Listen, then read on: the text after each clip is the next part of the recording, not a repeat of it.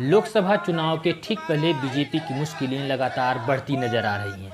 एक ओर जहां किसान एमएसपी की मांग को लेकर के दिल्ली बॉर्डर पर बीजेपी के खिलाफ मोर्चा खोल दिए हैं, वहीं दूसरी ओर सुप्रीम कोर्ट के द्वारा जो इलेक्टोरल बॉन्ड को लेकर फैसला आया, उसने बीजेपी सरकार की नींद उड़ा दी है। इसके साथ ही साथ चुनाव आयोग भी एक कटघरे में खड़ा होता नजर आ रहा है। ऐसा माना जा रहा है कि जो आने वाला लोकसभा चुनाव है वो जो है बीजेपी के लिए बहुत ज़्यादा चुनौतीपूर्ण होगा। इलेक्टोरल बॉन्ड का मामला भी शांत भी नहीं हुआ था कि चंडीगढ़ मेयर चुनाव में बीजेपी की धांधली पकड़ी गई। उसमें साफ तौर पर देखा गया कि बीजेपी ने किस प्रकार से जो है धांधली करके मेयर चुनाव को जीता था। मामला सुप्रीम कोर्ट में गया, जहां चुनाव अधिकारी ने खुद चीफ जस्टिस ऑफ इंडिया के सामने स्वीकार किया कि चुनाव में उसके द्वारा गड़बड़ी की गई थी। इसके बाद जो फैसला आया वो जो है बीजेपी के लिए एक नई मुसीबत बनकर सामने आया। तमाम विपक्षी दल बीजेपी सरकार के खिलाफ हो गए और वो ईवीएम हटाओ देश बचाओ का अभियान तेज कर दिए।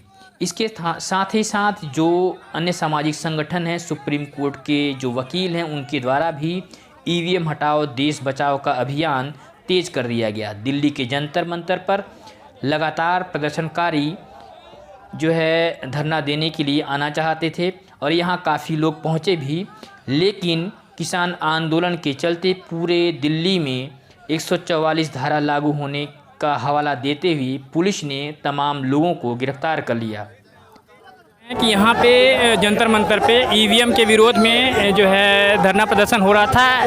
जो यहाँ प्रदर्शनकारी थे उनको जो है यहाँ पे पुलिस प्रशासन द्वारा गिरफ्तार कर लिया गया है। जंतर मंतर पे ये माहौल आप देख सकते हैं, कड़ी सुरक्षा व्यवस्था की गई है। जो भी यहाँ ईवीएम के खिलाफ जो है आवाज़ उठा रहा है उसको जेल ले जाने की पूरी तैयारी कर दी गई है।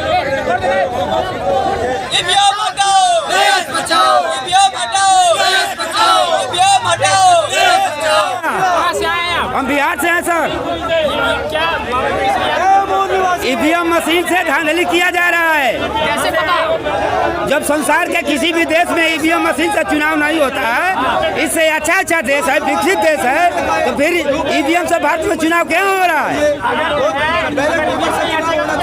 हम ईवीएम को फोड़ देंगे। जाएंगे, जेल में जाएंगे, काम करेंगे। हम आजादी के लिए कुछ भी कर सकते हैं सर। 2024 में चुनाव नहीं होने देंगे किसी भी हालत में, उसको फोड़ेंगे सर।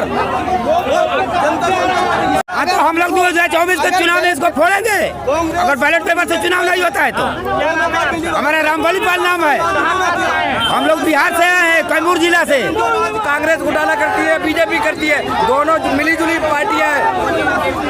किस पार्टी बनाना चाहते हैं? पार्टी को पहले ईवीएम को हटाना चाहते हैं। ये लोकतंत्र में निष्पक्ष चुनाव होना चाहिए।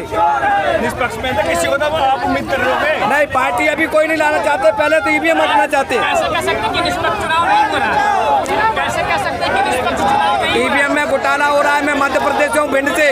मध्य प्रदेश का कैंडिडेट चुनाव लड़ा, विधानसभा का 0 वोट निकला। कहाँ गए उसके वोट? इसलिए ये सारा दिख रहा है कि ईवीएम में घोटाला हो रहा है। क्या नाम है आपका? RS खन्ना। कहाँ से लोग आए हैं? पूरे देश भर से लोग आए हैं, 31 राज्यों से लोग आए हुए हैं।